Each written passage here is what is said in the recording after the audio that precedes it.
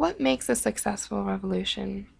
And when is the revolution worth the cost of death? These are questions that we look at when we study social revolutions such as the French Revolution, and we use them to model what happens in other revolutions. In history class, we mapped out the French Revolution along with other modern revolutions, and we saw that they followed similar curves. Therefore, we can see that crisis will always be reached and there will always be lots and lots of deaths coming out of it. So today I'm going to show you that the Syrian Revolution also follows the path of the French Revolution and ultimately will end in many deaths.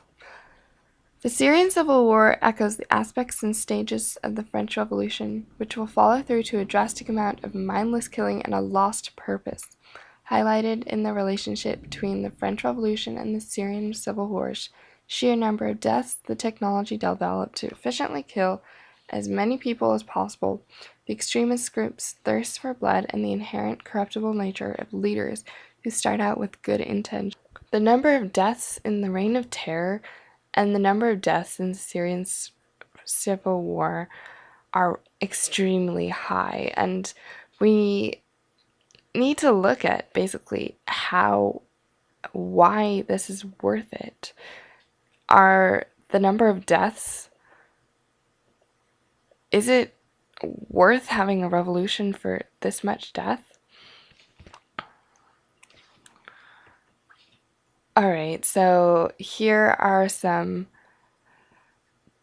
deadly technology that is developed just to kill people as efficiently as possible. In the Syrian Civil War, the military is developing these new bombs that are supposed to kill these people as efficiently as possible. In the French Revolution, here's a painting by Armand de Polignac, who lived during the French Revolution from 1771 to 1847. Those are his dates. He painted a picture of the guillotine, which is a machine that was designed to efficiently kill people without mess and give them a quick death. These machines that are newly developed to kill as many people in these revolutions just shows us that every part of these revolutions is building up to these deaths. These deaths are inevitable, and there's not really a way to avoid it. Robespierre was known as the Incorruptible, but he decided that change could only be brought about by violence. So in the start, he seemed like he would be a good ruler, and later on he had to resort to violence, which just shows us that we can't really trust a person to be a good leader and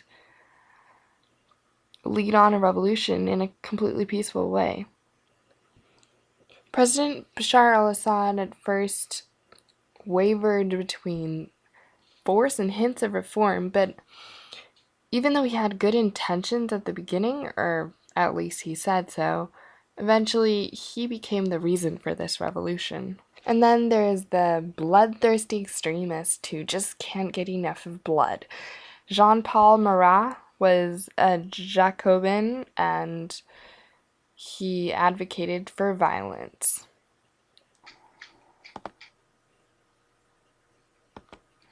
The Nusra Front are responsible for many, perhaps most, of the suicide attacks in Syria.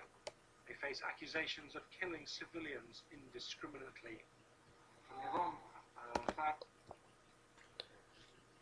The Nusra Front is another extremist group of the Syrian revolutionaries. These extremists drive on more killing, and they advocate for the death of and complete non-tolerance. In conclusion, is the Syrian revolution worth the amount of deaths that's going to end up with? In the French Revolution, we can clearly see from the graphs we have made and from these facts that the reign of terror did not end peacefully, and many people were killed. And also, at the end of the French Revolution, we know that Napoleon just took over and it sort of reversed on itself. So are people really capable of a revolution on their own? And will it succeed? Now, with more people having access and being able to communicate with each other through social networking sites like in Syrian Revolution, will this lead to better organization and perhaps a revolution that is successful? All right, bye.